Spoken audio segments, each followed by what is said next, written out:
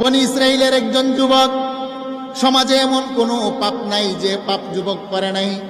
তার আম্মা আব্বা সমাজের মানুষগুলা অতিষ্ঠ হয়ে হাত পা বেঁধে মরুর প্রান্তরে ফেলে দিয়ে আসলেন। একদিন, 2 দিন, 3 দিন যায়, অনাহারের কারণে তার মৃত্যু চলে আসে। মৃত্যুর আগ মুহূর্তে যুবক চতুর্দিকে লক্ষ্য করে দেখে আমার আপনজনেরা কোথায়। যুবক ডানে তাকায় একবার, বামে তাকায় একবার, পিছনে তাকায় আরেকবার। মাকেও দেখা যায় না, জন্মদাত্রী মা, আমার জন্মদাতা বাবাকেও পাওয়া যায় না, বন্ধু বান্ধব সমাজপতি কাউকে দেখা যায় না।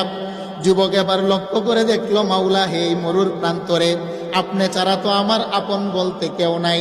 যাদেরকে আপন বানিয়েছিলাম তারাই হয়ে গেল পর। আর এতদিন যাবৎ আপনাকে পর বানিয়েছিলাম, বুঝে দেখলাম এই মুহূর্তে আপনি আমার আপন। আল্লাহু আকবার। যুবক এবার মনে মনে তওবা করতে লাগলো। যুবক এবার বলে, মাওলা, 40 বছরের জীবনে এমন কোনো পাপ নাই যে পাপ করি নাই। আমার পাপের কারণে সমাজের মানুষ হাত পা বেঁধে আমাকে পাহাড়ের পাদদেশে ফেলে গেল। হেরে মাওলা, রুহটা আমার নাকের ডগায়, জানি আমার মরণ হবে, কিন্তু এই মুহূর্তে তোমার কাছে আমি ওয়াদাবদ্ধ হলাম। আমি লক্ষ্য করে দেখলাম তুমি ছাড়া আমার আপন কেউ নাই। যদি তুমি আমাকে মাফ করে দাও, আর কোনোদিন তোমার সাথে আমি কোনোদিন নাফরমানি করব না। আল্লাহু আকবার।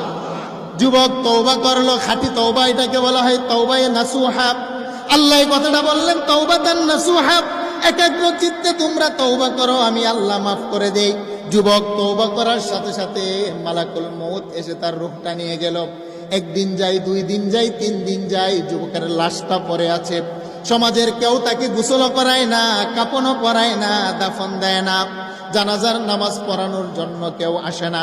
হাদিস কানা বুখারী। আল্লাহ নবী বলেন, আমার আল্লাহ মুসা পয়গম্বরকে ডেকে বললেন, মুসা, আমার একটা গোলাম ওই যে দেখো পাহাড়ের পাদদেশে পড়ে আছে, তার শরীরের মধ্যে কীরা পোকা ধরেছে, সমাজের কেউ তো তার জানাজার নামাজের জন্য আসে না। হেরে মুসা, নিজ হাতে কূপ থেকে পানি উঠাইয়া গোসল দিবা। হেরে মুসা, নিজের জুব্বা দিয়া তাকে কাপনের কাপন পড়াইবা।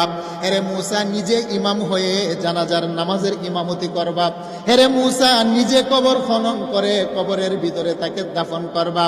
হে মুসা, জানাজার নামাজ পড়ানোর আগে একটা ঘোষণা দিবা বনি ইসরাইলের মধ্যে,